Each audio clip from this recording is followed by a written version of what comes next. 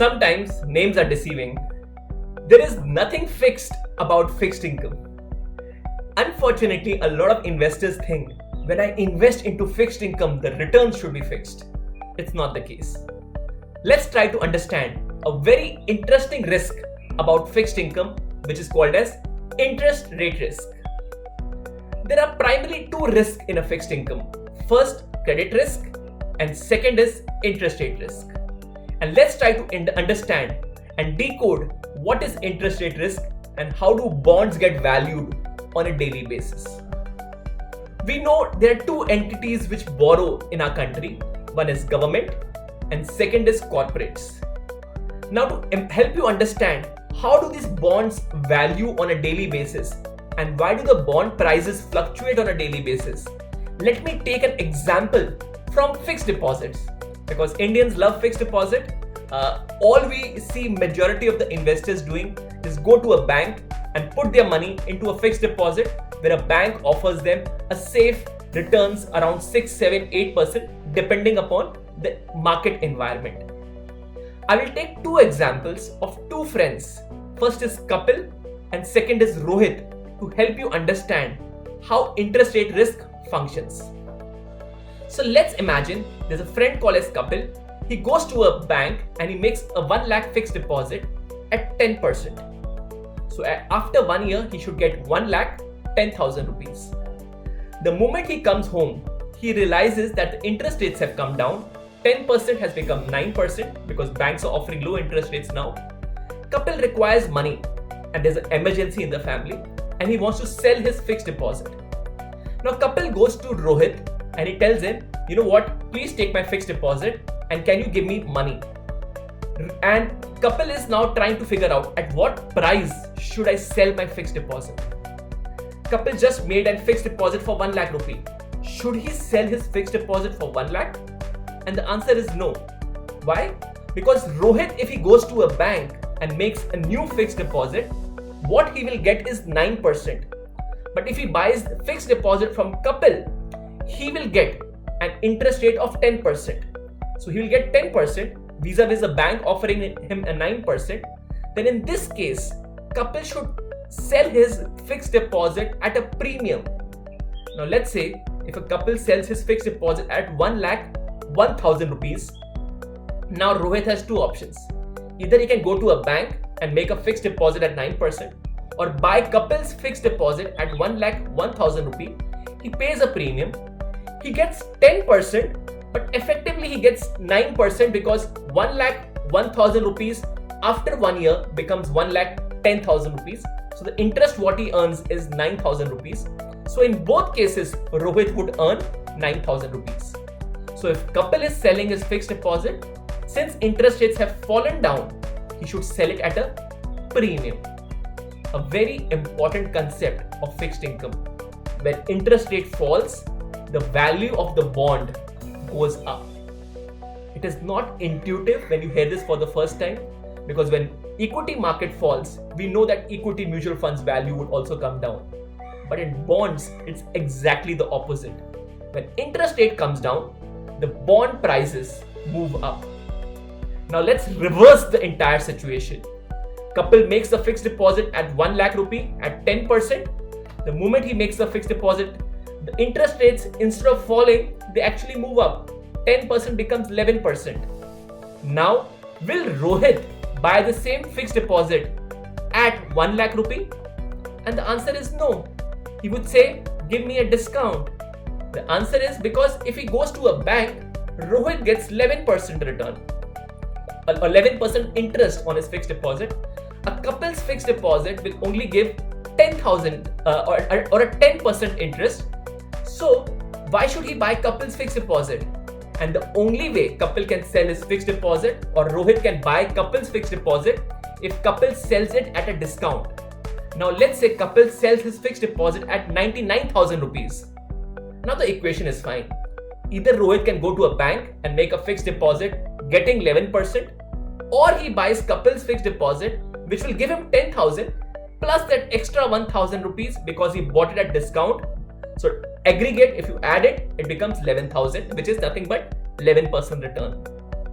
interesting concept. When interest rate goes up, the value of the bond comes down. So how do you understand this? And just go back to our childhood days. Imagine a seesaw. When one part goes down, the second part moves up. And vice versa, when one part moves up, the other part comes down. Think about bond values in the similar fashion. When interest rate comes down, the bond prices move up. And when interest rate moves up, the bond prices come down.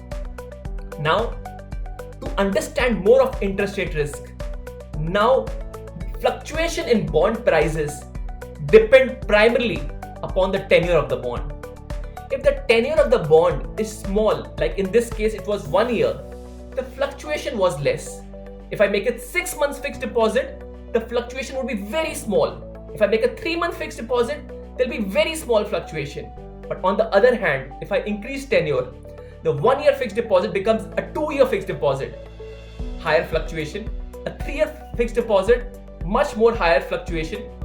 A 5-year, 10-year, 20-year fixed deposit, I'm sure the fluctuation would be much more higher. So, how do you measure interest rate and how do you understand how much is the interest rate risk in a bond fund or a fixed income fund? Look at the average maturity which is mentioned on the fact sheet. Average maturity is nothing but, in simple terms, when will the portfolio mature on an average? Just to explain you with a simple example, let's say there are a fund has got 2 bonds. One bond has a tenure of 5 years and the second bond has a tenure of 3 years. 50% weight in both of them, in both the bonds. So if you take an average of both of them, the average maturity comes as 4 years. 5 years, 3 years, take an average of it. The bond portfolio has the average of 4 years. Higher the average maturity, higher the interest rate risk. Lower the average maturity, lower the interest rate risk. First. Second, you can also figure out the interest rate risk by looking at the fact sheet, by looking at the term called as duration.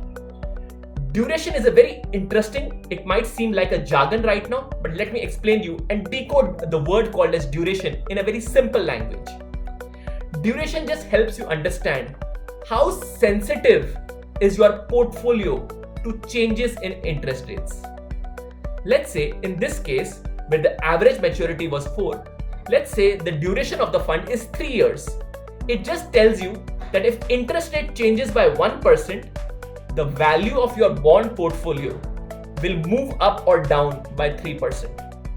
So just as an example, if interest rate falls by 1%, since the duration of this fund was 3, that means the bond portfolio will increase by 3%. And if interest rate moves up by 1%, the bond portfolio will correct or fall by 3%.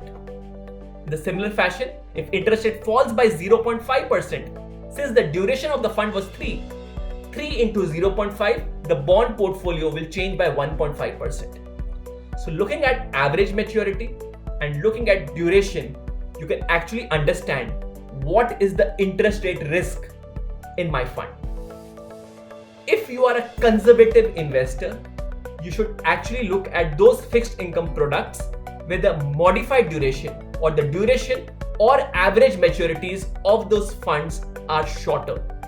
So just as an example, if you want to park your money for few days like 10 days, 15 days, 20 days or 30 days, put your money into a liquid fund, because as per SEBI classification, a liquid fund has bond papers which are less than 90 days. So the fluctuation would be very low and you get safe, moderate returns. A low duration fund or an ultra short term fund can also be a very good option if you have to park your money for 3 months, 6 months, 9 months or 12 months. What is the interest rate risk in both of them? Let's say if you want to park your money for 3 to 6 months, an ultra short term can be a good option because the interest rate risk in an ultra short term fund as per SEBI classification is between 3 months to 6 months.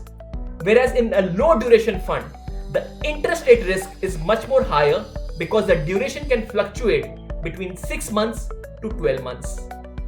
So next time when you are selecting a debt mutual fund, please look at the interest rate risk. If it is matching with your risk appetite, select a fund. I hope your anxiety and your confusion related to interest rate risk has come down. Happy investing, stay invested.